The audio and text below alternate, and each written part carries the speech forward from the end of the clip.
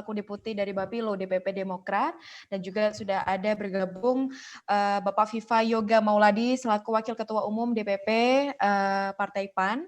Pada malam hari ini sudah bergabung di room diskusi Parwa Institute. Dan bagi teman-teman, 10 menit sebelum kita memulai acara diskusi, saya informasikan untuk tidak menyalakan mic ketika pelaksanaan diskusi sedang berlangsung. Nanti akan saya berikan kesempatan bagi teman-teman untuk bisa mengajukan pertanyaan kepada seluruh narasumber. Kami tunggu, sambil menunggu pemateri yang lain bergabung, 10 menit lagi kita akan mulai acara diskusi pada malam hari ini. Baik, bismillahirrahmanirrahim. Assalamualaikum warahmatullahi wabarakatuh. Selamat malam teman-teman semuanya. Selamat datang dalam forum diskusi Bioskop Politik Biotik yang kemudian diselenggarakan oleh Party Watch Institute. Pada malam hari ini dengan narasumber yang sudah tersedia, kita akan berbincang mengenai bagaimana sebenarnya kesiapan parpol menuju tahun 2024. Seperti yang kita tahu, di tahun 2019 dalam kontestasi Pilpres tahun 2019, koalisi parpol terbagi ke dalam dua kubu. Pasca Pilpres, peta koalisi pun ikut mengalami pergeseran. Kita tahu bahwa salah satu partai Gerindra dalam hal ini diwakilkan oleh Prabowo Subianto dan juga Edi Prabowo yang kemudian digandeng masuk dalam kabinet. Salah satu partai PAN dibaca sebagai pendukung dari pemerintahan meskipun tidak mendapatkan posisi, sedangkan Demokrat hari ini memilih untuk dengan jargon berkoalisi dengan rakyat. Melihat kecenderungan tersebut, tentunya peta politik nasional sangat mudah untuk dipetakan.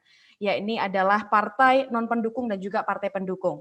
Uniknya, peta hari ini peta koalisi hari ini dalam skala nasional pun sangat berbeda dari peta koalisi di daerah. Hal tersebut bisa kita lihat dalam pelaksanaan Pilkada serentak di tahun 2020. Peta koalisi parpol di tingkat nasional serta hasil yang kemudian didapatkan dari Pilkada serentak di tahun 2020 kemudian dapat diasumsikan menjadi salah satu kekuatan bagi partai politik untuk melangkah dalam pertarungan di tahun 2024. Lagi-lagi semuanya masih berbicara dinamis. Memang hari ini kita terlalu sangat dini untuk kemudian membicarakan bagaimana sebenarnya hajat politik di tahun 2024. Namun segala bentuk persiapan juga harus sudah mulai diambil ancang-ancang mulai sekarang. Pada malam hari ini bersama Party Watch Institute kita akan berbincang-bincang mengenai bagaimana sebenarnya kesiapan partai politik dalam menuju kontestasi 2024. Untuk mengawali diskusi kita pada malam hari ini akan dihantarkan oleh Direktur Eksekutif Parwa Institute kepada Bang Jusrianto, saya persilahkan. Assalamualaikum warahmatullahi wabarakatuh. Waalaikumsalam warahmatullahi wabarakatuh. Selamat malam, Bang Viva Yoga.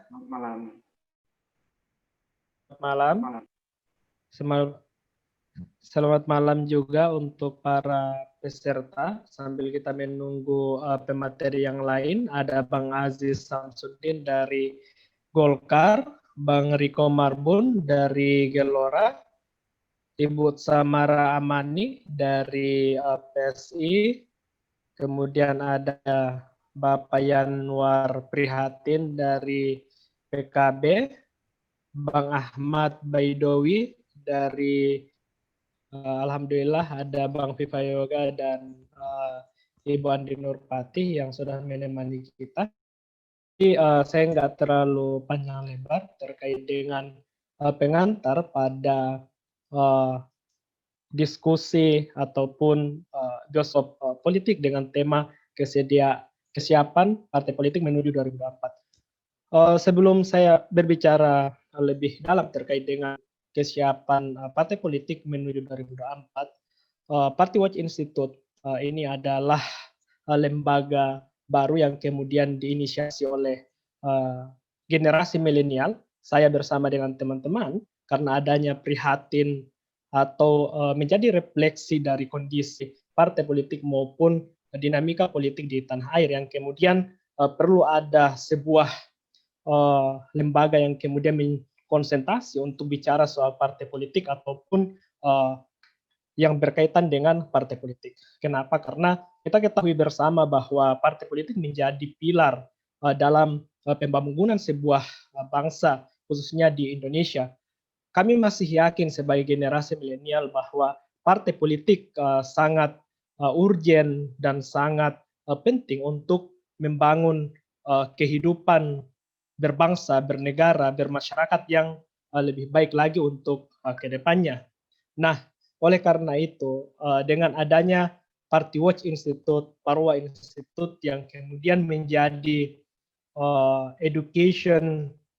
educational media ataupun political education nantinya ke depan terhadap masyarakat Indonesia, khususnya untuk generasi milenial, dan bagaimana menjadi partner kritis untuk partai politik ke depannya bisa kesiapan parpol menuju 2024. Pastinya dalam forum ini kami berharap partai politik khususnya yang hadir bisa untuk menyampaikan ataupun memberikan pemahaman pengetahuan kepada masyarakat Indonesia khususnya peserta bioskop politik pada malam hari bahwa setiap partai politik yang ada saat ini, baik itu yang berada dalam Kabinet Indonesia Maju maupun di luar Kabinet Indonesia Maju, apalagi misalnya ada beberapa partai baru atau baru yang kemudian sudah 1 tahun seperti Gelora, kemudian ada lagi muncul Partai Umat yang adanya diskusi ini menjadi media untuk partai politik bagaimana mempromosikan, menyampaikan kepada masyarakat Indonesia terkait dengan positioning, terkait dengan posisi hari ini dan untuk ke depannya. Apalagi kita ketahui bahwa sudah selesai Pilkada serentak 2020 walaupun masih ada yang masih sengketa di KPU. Pastinya setiap partai politik sudah memperhitungkan terkait dengan kemenangan di Pilkada serentak 2020 menjadi bargaining position. Kemudian itu menjadi instrumen untuk menyusun strategi di 2024 menuju 2024 mendatang. Nah, untuk lebih jelasnya nanti saya kira setiap partai politik mempunyai strategi ataupun mempunyai cara untuk bagaimana memperkuat, membesarkan partai masing-masing untuk merebut kemenangan 2024. Saya kira itu yang sempat saya sampaikan. Terima kasih banyak untuk para pemateri yang sudah sempat menyempatkan waktu untuk berbagi pengetahuan. Kemudian selanjutnya saya kembalikan kepada Agni Adini sebagai host. Sekian. Ya, baik, terima kasih disampaikan kepada Bang Jusrianto selaku Direktur Eksekutif dari Parwa Institute. Teman-teman, hadirin peserta diskusi pada malam hari ini, saya ingin menyapa dan mengucapkan selamat datang kepada Pak Yanuar Prihatin selaku Ketua DPP dari Partai PKB. Juga sudah bergabung ada Sis Samara Amani selaku Ketua DPP dari PSI, dan juga sudah bergabung juga di Zoom meeting ada Bang Riko Marbun selaku Ketua Bapilu Partai Gelora Indonesia. Pada malam hari ini saya sangat bersemangat karena ini menjadi salah satu forum yang luar biasa bagi saya. Dengan pertemuan antara partai-partai politik, semoga pada malam hari ini kita bisa menyerap berbagai banyak informasi terkait bagaimana sebenarnya kesiapan partai politik menuju tahun 2024. Seperti yang kita tahu, tadi di awal sudah saya sampaikan dan juga sudah dipantik oleh Direktur Eksekutif dari Parwa Institute melihat bagaimana sebenarnya kontestasi partai politik hari ini berkaca dari pelaksanaan Pilkada di tahun 2020. Tentunya peta politik di tingkatan nasional dan juga di daerah sangat jauh berbeda. Nah, saya ingin bergeser terlebih dahulu untuk mengawali perbincangan kita pada malam hari ini. Saya ingin berbicara dengan Ibu Andi Nurpati. Selamat malam, Bu Andi. Selamat malam, Assalamualaikum warahmatullahi wabarakatuh. Waalaikumsalam warahmatullahi wabarakatuh. Bu Andi Nurpati, hari ini kita melihat bagaimana sebenarnya konstelasi politik yang sedang terjadi di Indonesia.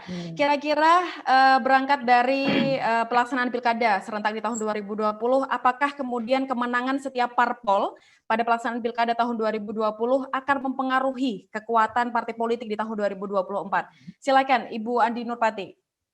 Ya, jadi tentu pilkada yang baru saja selesai berlangsung ya tahun 2020 itu memang ada 170 ya. 270 ya pilkada yang kemarin berlangsung dan Demokrat mengikuti sekitar 240. Dari pilkada-pilkada ini alhamdulillah Demokrat menang 48%, mendekati 49%. Jadi kalau kita mau bilang juga dari hasil penelitian, misalnya belum ada penelitian juga sih ya. Tapi kita ingin partai politik tentunya ya semua ingin menang dalam pilkada karena pasti ada keterkaitannya juga dengan pemilu legislatif dan pemilu presiden ya. Walaupun itu tidak begitu linier tapi pasti ada pengaruhnya ketika misalnya kader-kader partai politik menjadi pemenang atau menjadi kepala daerah atau wakil kepala daerah, maka tentu dia juga akan bekerja untuk pemenangan pileg dan pilpres ya. Walaupun misalnya kalau kita bicara pilpres agak beda lagi ya kan, agak beda lagi pertarungannya, bisa saja ya kemudian terjadi hal yang di luar prediksi kita ya, mungkin bungkusnya partai A dia mendukungnya capres yang berbeda, itu bisa terjadi juga gitu ya. Nah ini sangat mempengaruhi. Nah, tentunya kita Partai Demokrat kemarin memang berusaha maksimal ya, meskipun di musim-musim COVID semua tetap berlangsung sebagaimana yang diharapkan ya. Tentu berbeda pertarungannya dengan dulu-dulu.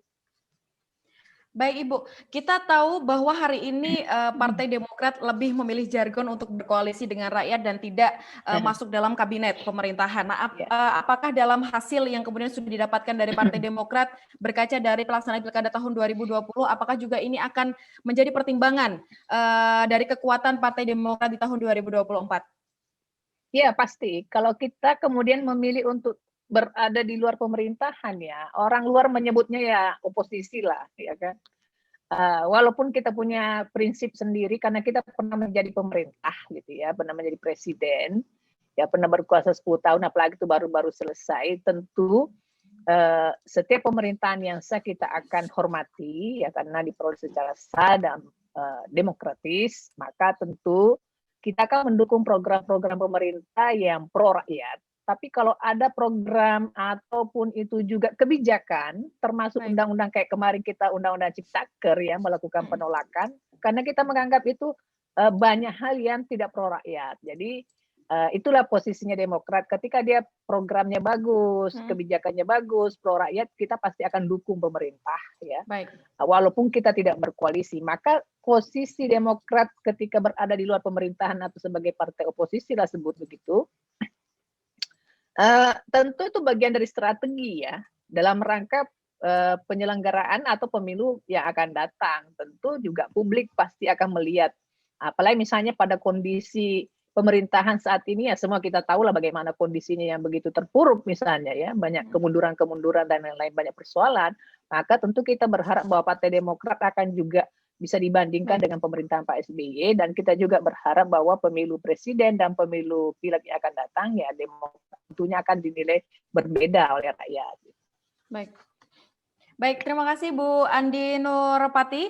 Saya sedikit bergeser ke Pak Viva Yoga Mauladi. Selamat malam Pak Viva Yoga Mauladi.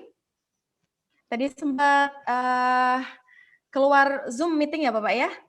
Bisa mendengar suara saya? Halo, selamat malam Pak Viva Yoga Mauladi.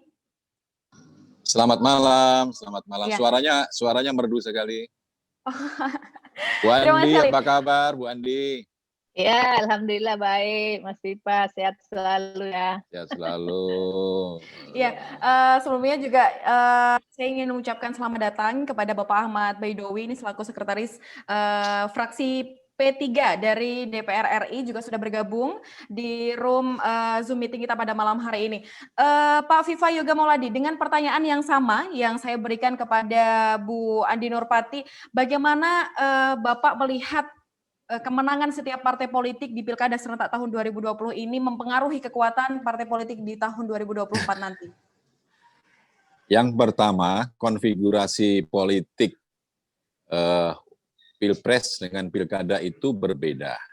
Ya, masing-masing daerah memiliki konfigurasi politik yang berbeda-beda, sehingga kita lihat hasil koalisi masing-masing daerah tidak ada yang strict mengatakan bahwa koalisi di pusat sama dengan di daerah. Karena apa? Betul. Konfigurasi politik nasional dengan daerah itu konfigurasi politik yang berbeda-beda, sehingga menyebabkan kalau kita memakai ukuran pilkada sebagai salah satu indikator di dalam pilpres, itu masih banyak perdebatan dan masih banyak perspektif yang perlu untuk didiskusikan. Karena hasil kemenangan pilkada itu bukan semata-mata satu partai politik, ada juga, tapi sangat kecil sekali, tetapi itu adalah merupakan hasil gotong royong koalisi seluruh partai-partai politik, baik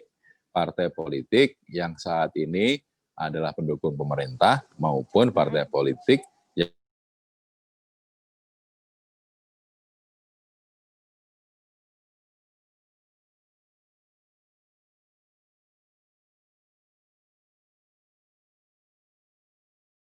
PDIP juga, PDIP, Gerindra juga bergabung dengan PKS, itu adalah merupakan satu bukti yang bisa digunakan sebagai satu kesimpulan bahwa konfigurasi politik nasional dan pilkada itu berbeda-beda dan tiap-tiap daerah memiliki konfigurasi yang khas. Gitu. Betul. Apalagi? Iya, jadi kalau melihat bagaimana sebenarnya kita tahu bahwa peta politik yang ada di kancah nasional dan juga di daerah sangat berbeda. Tadi Bapak juga sudah menyampaikan bahwa konfigurasi itu sangat berbeda. Tapi melihat peluang kira-kira PAN ke depannya, melihat hasil dari Pilkada tahun 2020, bagaimana optimisme PAN ke depan, Bapak? Yang pertama kalau dikaitkan dengan Pilkada, PAN optimis ya, dari mesin Partai Amanat Nasional yang ikut pilkada itu bisa optimal bekerjanya. Kalau dari sisi apa yang telah dilakukan oleh PAN, salah satunya adalah konsolidasi organisasi, kita telah menyelesaikan konsolidasi organisasi tingkat provinsi, sebagian tingkat kabupaten kota juga sudah selesai. Dan di tahun ini targetnya kita akan melakukan konsolidasi seleksi kepemimpinan di tingkat kecamatan dan di tingkat desa. Jadi kita akan memperkuat infrastruktur partai melalui peningkatan kualitas pengurus dan yang kedua membekali mereka dengan proses ideologisasi partai sehingga mereka menjadi kuat, militan. Kalau ada serangan virus-virus, mereka masih kuat karena punya antibodi gitu. Secara tidak langsung itu merupakan salah satu strategi yang kemudian hari ini dilakukan oleh Partai PAN menuju tahun 2024 ya Bapak ya? Ya, gitu. Oke. Saya ingin bergeser lagi.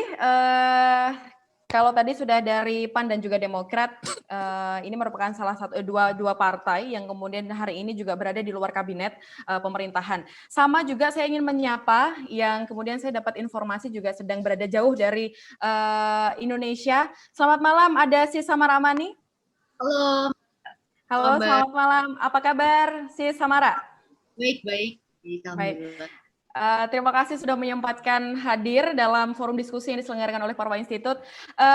Melihat bagaimana pergerakan PSI hari ini juga merupakan salah satu kita bisa katakan sebagai partai baru yang dalam hal ini juga berada di luar kabinet pemerintahan Joko Widodo hari ini.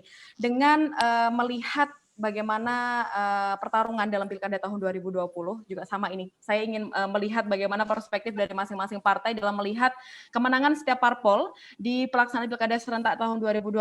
Apakah sebegitu mempengaruhi terutama bagi PSI dalam kekuatan PSI sendiri tahun 2024? Ya, terima kasih. Tentu sebagai partai politik baru, Pilkada momentum penting buat PSI karena untuk pertama kalinya kita memiliki kader-kader di daerah, di DPRD. Meski PSI tidak ada di DPR RI, tapi dengan keberadaan PSI di DPRD, kita jadi bisa membentuk koalisi-koalisi untuk mengusung pasangan calon di Pilkada daerah.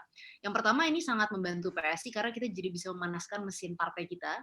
Banyak anak-anak muda baru di PSI yang mungkin sebelumnya belum pernah ikut Pilkada, dan pengalaman politik baru mereka jadi paham tentang misalnya politik daerah itu seperti apa, yang mempersiapkan mereka nantinya pada tahun 2024. Dan yang kedua tentunya kita senang, kursi kita tidak banyak di daerah mungkin, tapi kita berhasil memenangkan 88 dari 169 calon yang kita dukung di daerah. Salah satunya yang juga kita usung bersama PDI Perjuangan di Pilkada Surabaya adalah Eri dan Ca Armuji. Pak Eri dan Ca Armuji yang juga menang di Surabaya. Salah satu yang juga kita usung kemarin adalah Muhammad dan Rahayu Saraswati, tapi belum berhasil. Itu momentum selanjutnya dalam pilkada adalah Pilkada Jakarta, di mana PSI memiliki 8 kursi di Jakarta, cukup signifikan, dan kita akan diskusi.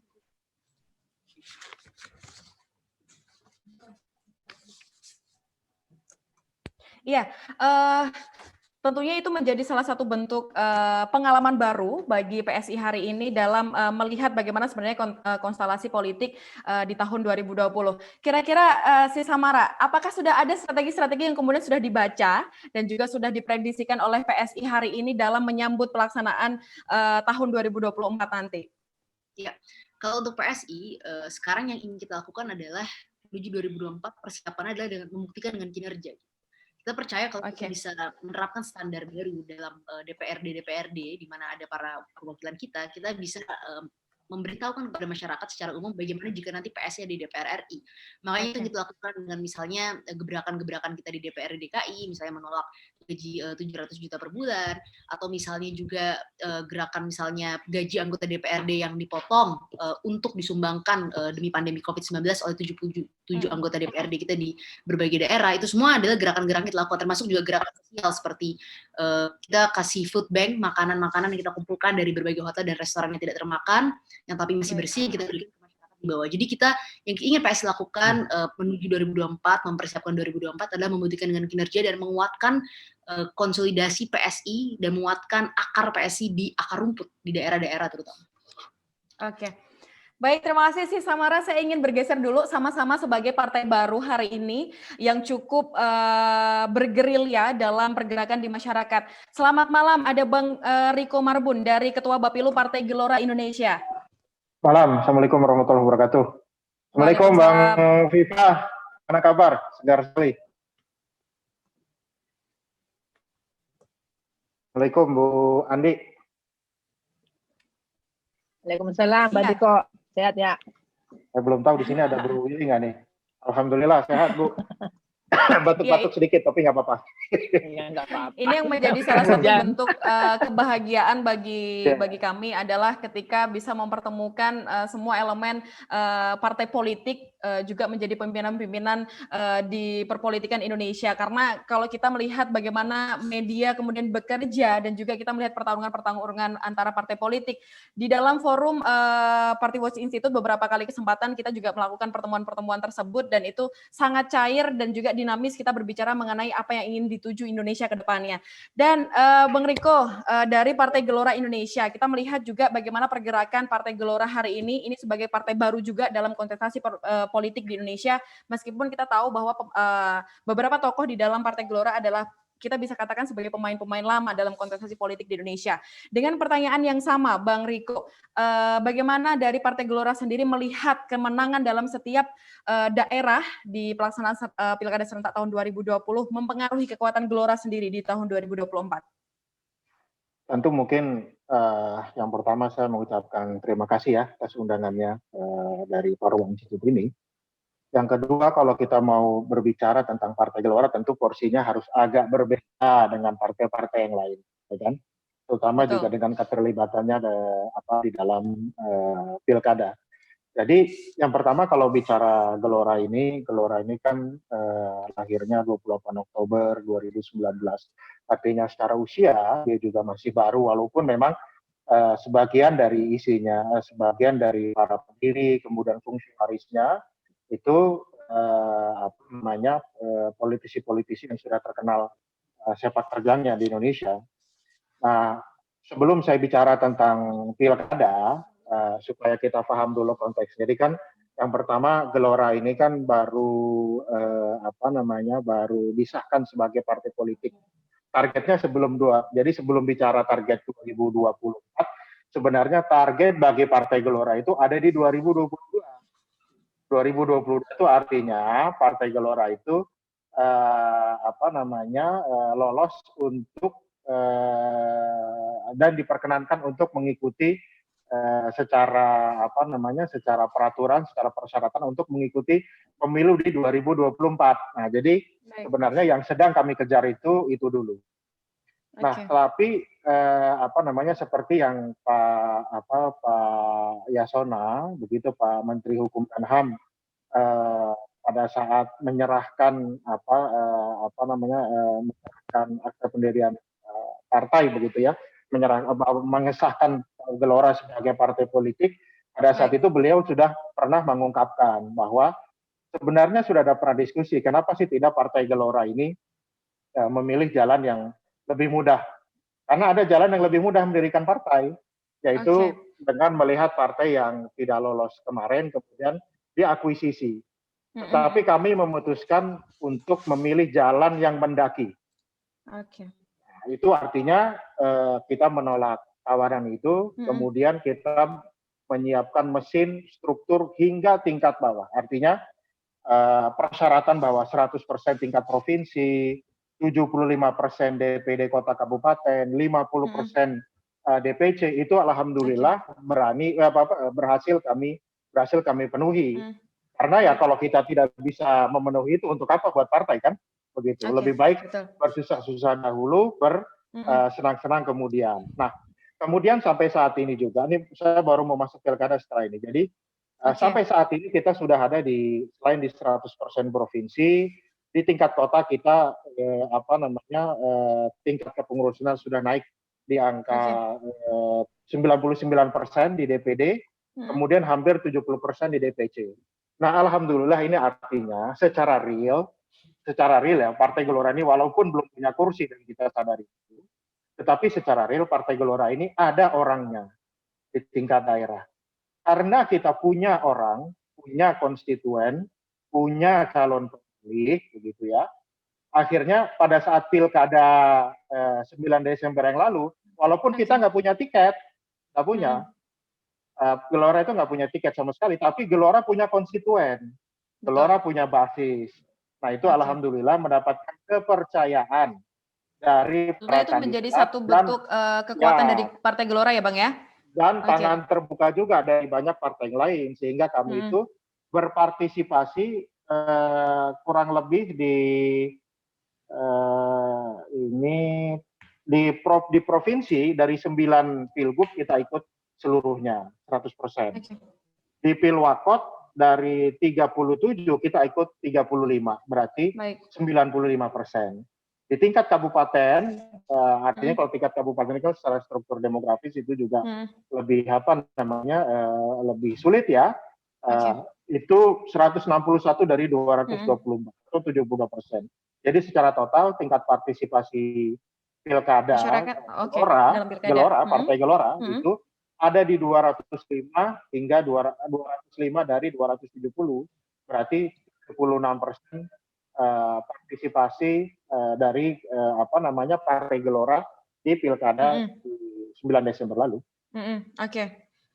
Baik, tentunya itu menjadi salah satu bentuk kekuatan yang kemudian sudah dibaca hari ini oleh Partai Gelora menuju tahun 2024 ya Bang Riko ya? Mudah-mudahan, insya Allah. Baik. Saya ingin mengucapkan selamat datang juga kepada Pak Willy Aditya, ini selaku Ketua DPP dari Partai Nasdem, juga sudah bergabung dalam forum diskusi kita pada malam hari ini. Selamat malam Pak Willy Aditya. Malam Mbak Agnia. Iya. Mas Willy, apa kabar? Viva Yoga. Siap, Komandan. Sehat, Mas Viva sehat. Mas Diko, aduh, Siap, ini siap, tokoh-tokoh Saudara muda Willy, luar biasa sehat semuanya. selalu. Kita nggak tahu nih, Iya. kita ngopinya setelah ada vaksin atau sebelum ada vaksin. Ya, harapannya sesudah selesai proses vaksin, Bang, Sementara ya. kan vaksinnya baru buat nakes aja. Nanti Oh, iya, kita iya. divaksin sama-sama, nanti bersama-sama Oh, vaksin. siap. Oh iya, komisinya Mas Pipet tuh kayak. Ya, baik, Bang Willy Aditya. Tadi kita sudah berbincang-bincang mengenai bagaimana bapak-bapak, ibu-ibu, dan juga saya bingung manggil ini, kakak-kakak saya semuanya, guru-guru saya semuanya pada malam hari ini melihat bagaimana sebenarnya kemenangan setiap partai politik dalam Pilkada serentak di tahun 2020 itu sangat mempengaruhi kekuatan partai politik di tahun 2024. Saya ingin tanya kepada Bang Willy Aditya sebagai Ketua DPP Partai Nasdem, bagaimana Bang Willy melihat kekuatan partai politik yang kemudian sudah memenangkan Pilkada serentak tahun 2020 itu akan sangat mempengaruhi di pelaksanaan tahun 2024 nanti, Bang Willy? Ya, Pilkada sebelumnya saya salam hormat dulu untuk senior-senior yang ikut bicara. Ada Pak Haji Samsudin, udaku yang ganteng. Salam udaku. Udah Haji Samsudin, Bu Andi Nurpati, Pak Yanuar, Bro Awi juga ada, tadi Riko Marbun, ada Samara. Samara saya selalu ikut channelnya, diskusi yang cerdas sekali sama suami. Top, Siap, Willy. Bernas. Bang Viva Yoga. Tentu Pilkada sebagai stepping stone ya untuk mengukur sejauh apa kemudian basis kepartaian, kemudian program kepartaian itu semacam cermin ya sebagai bagaimana partai memenangkan. Tapi Pilkada tetap mira, Mbak Agnia, itu milik rame-rame gitu. Jadi bukan hanya klaim satu partai atau dua partai gitu.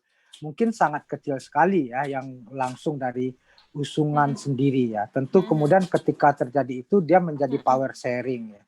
Nah, Pilkada kalau berbicara untuk kekuatan partai sebagai sebuah cermin, kita harus melihat pendekatan proximity itu penting ya. Apalagi sekarang demokrasi kita sangat tergantung pada pendekatan figuritas. Nah, maka kemudian ketika dia memiliki kaki yang kuat, misalnya ketika Nasdem memenangkan Ridwan Kamil di Jawa Barat, itu suara Nasdem naik signifikan. Ya. Jadi efek domino efeknya atau koktail efeknya luar biasa. Begitu Mbak Agnia. Oke, baik. Karena ini saya tidak ingin melewatkan, setelah ini teman-teman akan ada 2 sesi. Jadi setelah saya berbincang-bincang dengan narasumber, saya persilakan untuk teman-teman partisipan yang pada malam hari ini sudah bergabung dalam diskusi Parwa Institute, ada sekitar 93 peserta.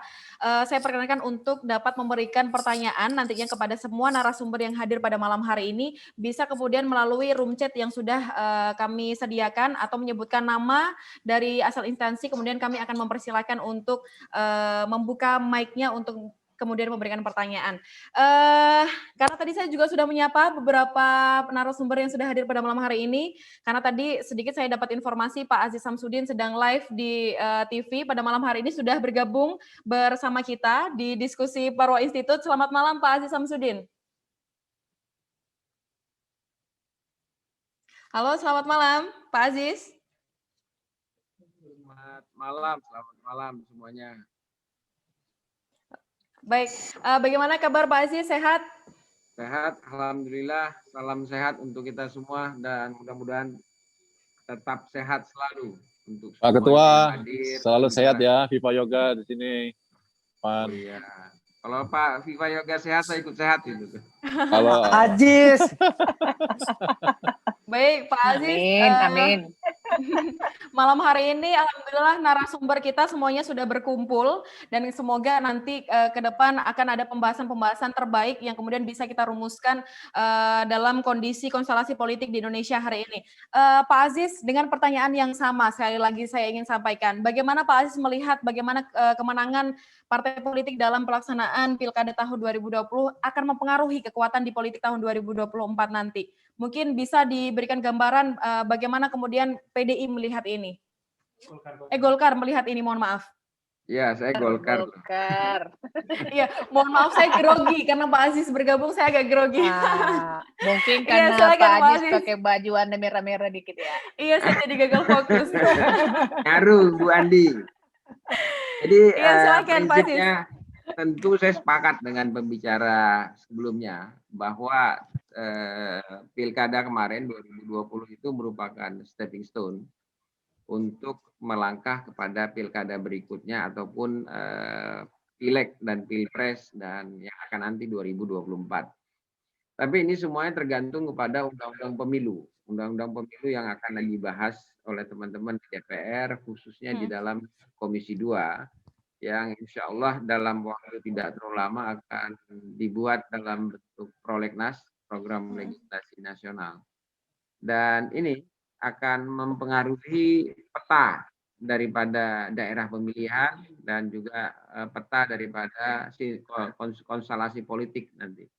Baik itu dalam pilpres maupun juga dalam hal perolehan kursi di tahun 2024. Dan mudah-mudahanlah teman-teman yang jadi pembicara di sini, yang mendengarkan di sini, kita saling doa untuk masuk sama-sama nanti di tahun 2024. Amin, amin, amin, amin. Ya, tentunya ini dalam perbincangan malam hari ini juga ada beberapa teman-teman dari partai politik yang hari ini tidak atau berjuang di luar kabinetnya. Semoga mungkin tadi harapan dari Pak Aziz bisa sama-sama masuk di tahun 2024. Saya sudah menyapa Pak Aziz, yang tadi saya sempat di komen jahil sekali hostnya, mohon maaf sekali lagi. Ada juga Pak Yanuar Prihatin. Selamat malam Pak Yanuar. Pak Yanuar ini merupakan salah satu ketua dari DPP Partai PKB, juga sudah hadir. Selamat malam Pak Yanuar. Selamat malam. Assalamualaikum warahmatullahi wabarakatuh. Waalaikumsalam warahmatullahi wabarakatuh. Ya, saya ingin menyapa dulu ini ke Pak Aziz. Selamat malam Pak Aziz. Luar biasa. Malam Pak Yanuar. Bu Andi, Pak PKB. Alhamdulillah sehat. Saya ikut sehat. Selamat malam juga. Pak Viva dan yang lainnya. Terima kasih. Ini silakan Mbak. Iya, baik Pak Yanuar, kita tahu bahwa tadi dari beberapa narasumber juga sudah menyampaikan bahwa sebenarnya dari kemenangan Pilkada tahun 2020 juga akan sangat menjadi satu acuan bagi partai politik melihat potensi atau kekuatan di tahun 2024. Apakah Pak Yanuar juga memiliki persepsi yang sama ataukah punya pandangan yang lain terkait dengan kemenangan ini? Karena kita tahu bahwa politik ini begitu dinamis, jadi kalau bisa berbicara kemenangan partai politik dalam Pilkada serentak tahun 2020 tidak akan mempengaruhi kekuatan partai politik tahun 2024 nanti, karena kita lagi-lagi kita tahu bahwa semua ini perpolitikan di Indonesia sangat dinamis, jadi peta mungkin bisa saja berubah. Kira-kira bagaimana Pak Yanuar?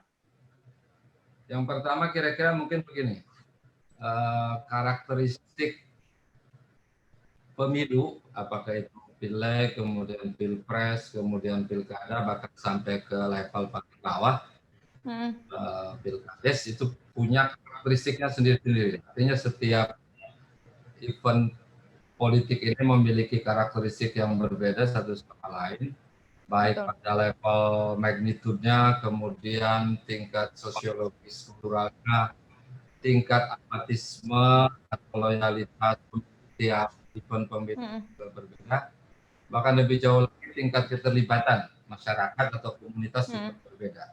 Lebih jauh lagi soal koalisi antar partai tentu juga berbeda. Sehingga perbedaan ini menunjukkan nanti bahwa tidak ada garis yang melulu kontinum gitu antara pilkada dengan pileg atau pilkada dengan pilpres, kira-kira begitu. Karena semuanya memiliki karakteristik yang saya kira itu hal yang penting. Perbedaan itu akan menunjukkan bahwa setiap event pemilu partai politik siapapun itu memiliki caranya sendiri-sendiri, metode Oke, baik. strateginya. Jadi kalau Pak Yunor sampaikan apapun yang terjadi, bukan apapun, pelaksanaan pada pilkada tahun 2020 bagi partai politik yang sudah mendapatkan kemenangan, kita bisa katakan sebagai angka yang cukup drastis, dan kemudian partai-partai politik mengklaim bahwa beberapa daerah yang kemudian sudah dimenangkan peta itu bisa berubah nantinya ya Pak Yanuar. Melihat mungkin, dari, oke. itu sangat mungkin. Ya, baik. Terakhir narasumber yang ingin saya ajak berbincang-bincang, ini ada juga Bapak Ahmad Baidowi selaku Sekretaris Fraksi PPP dari DPR RI. Selamat malam, Pak Ahmad Baidowi. Selamat malam. Ya, baik Pak Ahmad Baidowi. Apakah juga Pak Ahmad Baidowi melihat pola yang sama bahwa kemenangan partai politik dalam pilkada tahun 2020 nanti pasti menjadi kekuatan dari partai politik menuju tahun 2024. Tapi lagi-lagi semua itu bisa berubah dari peta yang akan terjadi nantinya. Ya, terima kasih. Sebelum merespon, saya izinkan menyapa sahabat-sahabat saya, senior-senior dari mulai dari Waketum Partai Golkar, Pak Haji Syamsuddin. Beliau juga Waketum saya. Bu Andi Nurmati. Ya, Assalamualaikum. Bang, salam Pak Yanuar, Pak Riko. Om Awi. Ya, Riko. Yang lama nggak ya. Samara dulu dong dari jauh. Udah. Iya, Bang. Ya. Iya. Mas Awi, lali karo aku, Mas Awi. Lali karo aku ya. Wah. Siap loh, mau wis tak sopo. Mana lupa kita sama presidium ini enggak Kualat nanti.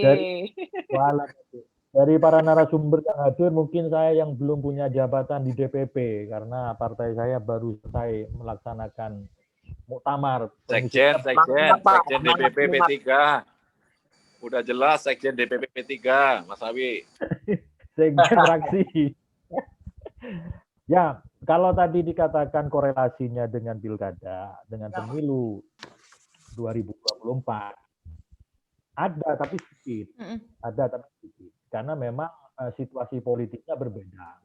Karena pertama, pilkada itu meskipun menang, tadi kata Pak Willy, menangnya rame-rame. Dan berdasarkan pengalaman, menang di pilkada belum tentu di pileknya itu menang. Itu bisa dilihat dari berbagai pengalaman. Kecuali yang menang pilkada adalah kader dari partai itu. Nah, itu mungkin sedikit ada korelasinya, karena memang membuktikan dari mana kepala daerah itu terpilih, kader apa, partai apa di pilkada itu terpilih, maka biasanya berkorelasi dalam pemilu legislatif. Tapi kalau itu bukan kader sendiri, ya tidak ada korelasinya sama sekali, karena memang situasi politiknya berbeda. Dan kita 3 tahun ke depan ini pasti banyak dinamika politik yang terjadi di lapangan. Betul. Juga tadi sempat disinggung kaitannya dengan pengaturan di RUU Pemilu itu juga menentukan yang hari ini sedang dibahas di prolegnas di DPR. Kebetulan kami juga di 2 tempat ini, satu balik, satu yang menghadiri undangan dari Mbak Agnia ini. Iya. Sementara begitu. Ya, baik. Terima kasih Bang Ahmad Baidowi. Sekali lagi saya informasikan kepada teman-teman partisipan yang sudah bergabung pada malam hari ini, saya persilahkan untuk bisa memberikan pertanyaan yang kemudian bisa ditujukan kepada narasumber kita. Sudah tersedia room chat yang kemudian bisa teman-teman memberikan pertanyaan melalui room chat yang tersedia. Bapak Ibu narasumber semuanya, tadi kita sudah mengetahui bagaimana kemudian kondisi yang sudah disampaikan bahwa kemenangan partai politik dalam pelaksanaan pilkada tahun 2019 tentu irisannya tipis ketika kita mengkaitkan dalam pelaksanaan pilkada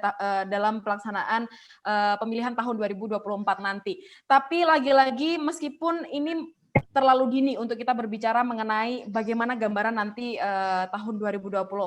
Tadi dari PSI sudah memberikan sedikitnya strategi yang kemudian akan dilakukan oleh Partai PSI menuju tahun 2024. Tadi Pak Aziz belum menyampaikan, kira-kira apakah sudah ada langkah-langkah atau strategi yang kemudian dibangun oleh Partai Golkar dalam menghadapi atau menjemput tahun 2024 nanti, Pak Aziz? Kalau strategi secara detail, saya jujur aja nggak boleh buka semuanya dalam forum ini kan. Takutnya dicontek, tapi semoga jujur aja kan, semoga kita juga kan bisa harus disampaikan. terbuka, gitu. Tapi yang paling penting juga pasti sama dilakukan oleh partai politik lain, yaitu melakukan konsolidasi. Satu, mengevaluasi daripada hasil pilkada 2020, kemudian juga melakukan konsolidasi ke depan secara internal dan mempersiapkan caleg-caleg yang akan turun di tahun 2024. Sehingga sudah dilakukan simulasi-simulasi dalam hal ini. Tadi yang disampaikan oleh Pak Dr. Ahmad Badawi itu tadi, bahwa persiapan-persiapan dalam undang-undang pemilu, persiapan dapil, nah itu tentu saya pikir semua partai sudah melakukan simulasi. Baik itu kepada calegnya yang akan ditempatkan di mana, kemudian program konsolidasi di daerah dilakukan sampai dengan di tingkat kabupaten. Apalagi partai ketiga bisa melakukan acara besar kan, pemilihan ketua umum, tentu melakukan konsolidasi itu di internal mereka. Begitu juga di partai-partai Bu Andi, kemudian partai-partai di Pak Viva Yoga, kemudian dan di seluruh partai lain yang melakukan konsolidasi. Tinggal Golkar sendiri tentu secara resep, secara generalnya kita melakukan konsolidasi, kemudian strategi-strategi dalam menentukan daerah pemilihan dalam rangka pemilu legislatif 2024 dan sekaligus mengatur strategi untuk persiapan-persiapan menuju Pilpres dan Cawapres yang nanti di tahun 2024, Mbak Agnia. Terima kasih. Terima kasih Pak Aziz. Ini juga tentunya menjadi acuan bagi seluruh partai hari ini yang kemudian menyiapkan untuk tahun 2024. Melihat bagaimana kepercayaan publik yang kemudian mengalami degradasi hari ini, tentunya itu menjadi PR yang kemudian harus disusun strategi yang tepat. Bagaimana kira-kira bisa mendulang suara kembali, mendulang kepercayaan publik hari ini terhadap dengan partai politik. Nah, Bapak Ibu semuanya, saya akan membacakan beberapa pertanyaan yang kemudian akan diberikan kepada narasumber hari ini. Harapannya bisa terjawab semuanya karena banyaknya narasumber yang hadir pada malam hari ini. Saya luar biasa bahagianya. Satu ingin saya bacakan pertanyaan dari Saudara Mukhlas. Respon partai politik terhadap kinerja pemerintahan, khususnya partai politik yang berada di luar kabinet, dalam hal ini adalah PAN, PSI, Gelora, dan Demokrat, untuk menuju tahun 2024. Bagaimana posisi keempat parpol ini dalam merespon kebijakan-kebijakan pemerintah ke depannya? Saya ingin Sis Samara Amani terlebih dahulu yang menjawab pertanyaan dari Saudara Mukhlas malam hari ini. Silahkan. Ya Mbak, maaf. Tadi bisa diulang pertanyaannya. Respon parpol terhadap kinerja pemerintah. Ya, terhadap kinerja pemerintah, khususnya partai politik yang hari ini berada di luar kabinet pemerintahan. Untuk menuju tahun 2024, kira-kira bagaimana posisi PSI dalam merespon kebijakan-kebijakan pemerintah ke depannya? Mungkin hari ini juga bisa nih respon dari PSI terkait dengan kebijakan pemerintah hari ini dan ke depannya. Ya, oke, terima kasih. Jadi kalau misalnya posisi PSI kita sebenarnya tidak 100% dari luar pemerintah, karena harus diakui PSI juga mendapatkan wakil menteri dari pemerintah kali ini, dan kita juga ada staf khusus di dalam pemerintah. Persoalannya bagaimana posisi PSI? Kita sama sebenarnya, kebijakan yang dari pemerintah itu kita dukung 100%, tapi kalau ada yang kurang tentu kita kritik dan kita berikan yang konstruktif. Biasanya kita kirimkan policy paper, dan misalnya dari kebijakan yang sekarang dilakukan pemerintah, kita dukung 100% program vaksinasi, karena kita percaya vaksin yang sekarang dilakukan pemerintah menggunakan tetap cukup tinggi efikasinya. Kita juga kalau misalnya ada hal-hal yang misalnya kita kurang puas, misalnya seperti undang-undang cipta kerja, kita kritik di mana bagian yang tidak puasnya, misalnya mungkin diproses. Terhadap undang-undang cipta kerja, ya kita lihat per pasal, nggak bisa kita tolak 100%, mungkin terima 100%, kita kawal. Dan kedepannya kita akan tetap seperti itu, kita berikan kritik yang konstruktif dan juga membantu. Kalau misalnya ada yang baik dari pemerintah, kita dukung. Itu posisi kita dari dulu sampai sekarang.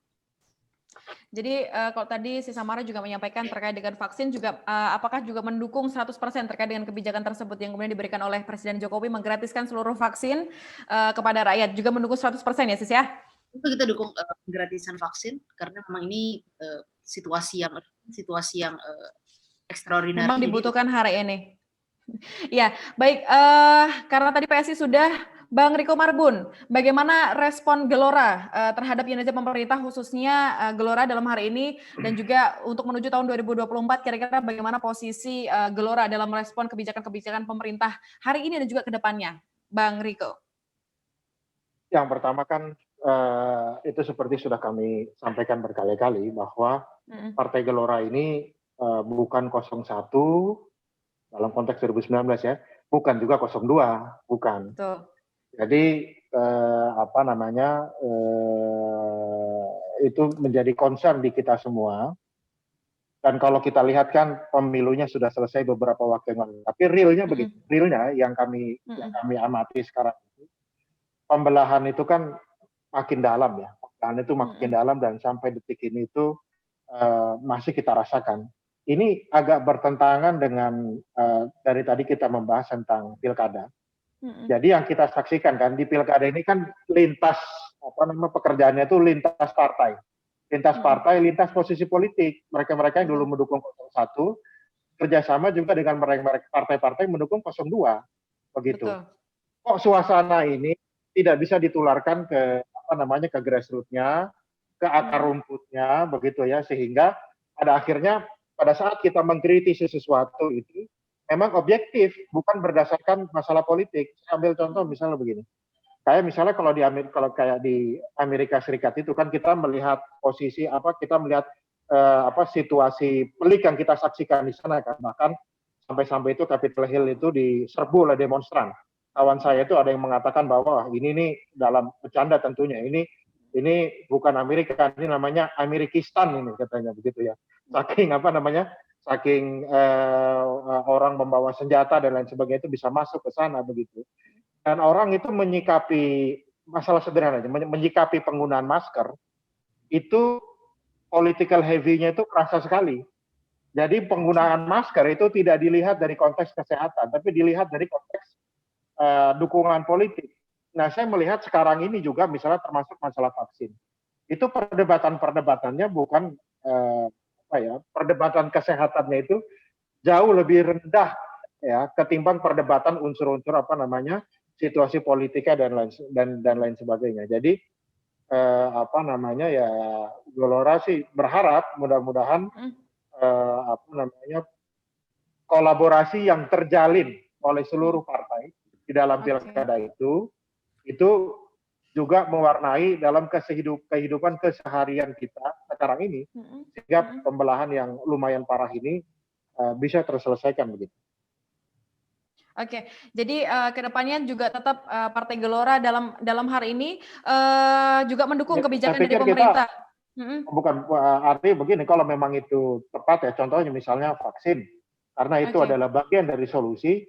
Saya pikir kita sendiri sudah melihat banyak sekali di sosial media kader-kader Gelora yang menyatakan bahwa kita siap untuk divaksin. Tetapi dalam konteks misalnya nih menangani dalam konteks menangani kasus yang melibatkan Habib Rizik dan 6 orang yang meninggal di kilometer 50, kami mendorong adanya pendekatan yang lebih humanis dan pendekatan yang lebih dialogis.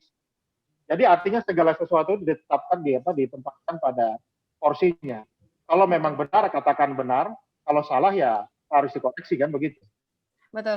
Berarti posisi Gelora juga tidak jauh berbeda dari PSI hari ini, Bang Riko. Jadi kalau misalkan dirasa kebijakan tersebut tepat juga akan didukung oleh Partai Gelora. Ketika mungkin ada yang tidak tepat juga akan diberikan kritikan kepada pemerintah hari ini, begitu Bang Riko. Bu Andi Nurpati, silakan Ibu bisa menjawab pertanyaan dari Saudara Mukhlas tadi, Ibu. Apa tuh pertanyaannya? Iya, kalau yang saya baca tadi. Iya, terkait dengan respon partai politik yang kemudian hari ini berada di luar kabinet dalam merespon kebijakan pemerintah ke depannya. Hari ini dan ke depannya. Kalau itu kan tadi sebetulnya sudah saya jelaskan bahwa posisi Demokrat memang di luar pemerintahan, tapi karena kita pernah menjadi pemerintah, pernah jadi presiden, bahkan pernah menjadi suara terbanyak di DPR, tentu kita akan mendukung program pemerintah ya yang pro rakyat. Ya, kita juga akan mendukung undang-undang atau kebijakan lainnya yang pro rakyat. Tapi kalau kemudian dianggap oleh Partai Demokrat program dan kebijakan atau undang-undang itu tidak pro rakyat, tentu kami akan kritisi. Kami juga akan memberikan masukan-masukan yang konstruktif, ya. Tapi kalau karena jumlah kami sangat jauh dari partai koalisi, ya tidak mungkin juga akan mampu mengalahkan di parlemen. Tapi kami akan berkoalisi dengan rakyat, gitu loh. Nah, karena itu memang penting untuk pemilu yang akan datang, karena kita tidak mampu ya, karena tadi koalisi di luar pemerintah kan hanya Demokrat dengan PKS saja, ya kan? Itu tidak cukup kalau voting misalnya, tapi kita berharap bahwa partai koalisi pemerintah tetap juga akan melaksanakan sila-sila Pancasila, di mana salah satunya adalah ada kalimat-kalimat yang mengatakan permusyawaratan perwakilan. Artinya kita berharap bahwa titik musyawarah itu masih tetap dikedepankan dibandingkan dengan misalnya voting dalam pengambilan keputusan. Karena bagaimanapun Partai Demokrat tidak akan mungkin tidak mendukung kalau itu memang betul-betul dianggap itu pro rakyat. Karena itu ya tentu bagi Partai Demokrat berada di luar pemerintahan adalah salah satu strategi ya untuk kita berkoalisi dengan rakyat gitu.